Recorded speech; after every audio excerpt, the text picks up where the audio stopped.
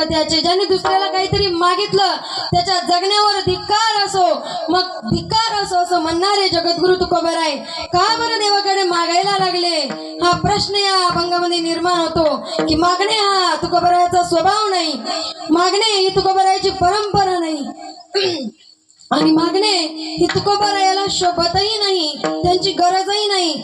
जर तुकोबारायाला मागायची गरज पडली तर का बरं सावकारकीच्या वह्या त्यांनी इंद्रायणीच्या डोहात बुडवल्या, एवढी मोठी त्यांनी जीव असलेली इस्टेट का बरं वाटून दिली आणि उभ्या आयुष्याची उभ्या संसाराची राख रांगोळी केली. मग तुकोबारायांचा मागणे हा स्वभाव नाही, मागणे ही परंपरा नाही.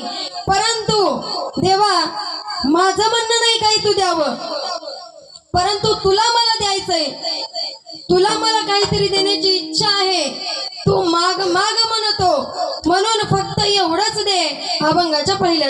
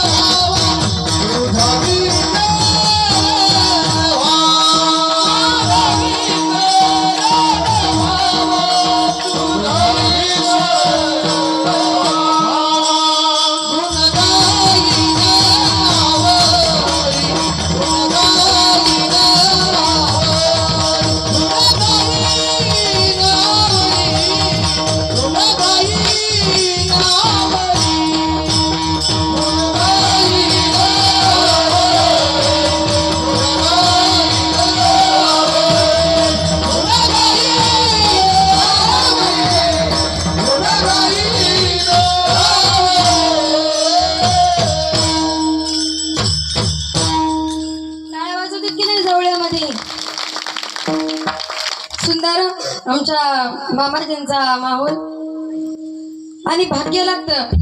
सोन्याच्या कीर्तनामध्ये सासऱ्यांनी गायन करावं असा परिवार लाभावा लागतो. खरंच मी भाग्यवान आहे, स्वतःला असं समजेल की माझ्या कीर्तनामध्ये माझे सासरे गायन करायला उभे आहेत. एका स्त्रीला जर तुम्ही सपोर्ट केला, एका स्त्रीला जर तुम्ही प्रोत्साहन दिलं तर ती कुठपर्यंतही जाऊ शकते. याचं एक चांगलं बेस्ट उदाहरण म्हणजे की माझ्या घरामध्ये सध्या चालू असलेला हा माहोल.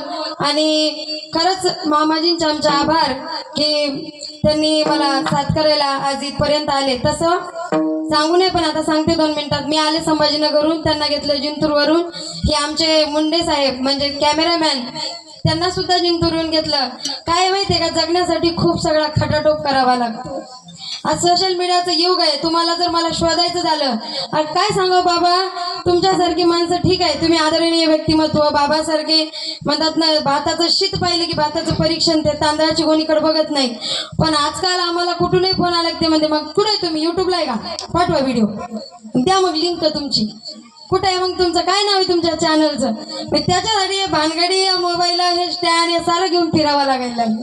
नाही तर मग लोक म्हणते मग महाराज मग ते 2-4 व्हिडिओ पाठवा ना तुमचे, एखादाच व्हिडिओ पाठवले ते म्हणते नाही मग लय कार्यक्रम नाहीत वाटतंय तुम्हाला. झालं आमची काशी मग तिकडे विठ्ठला.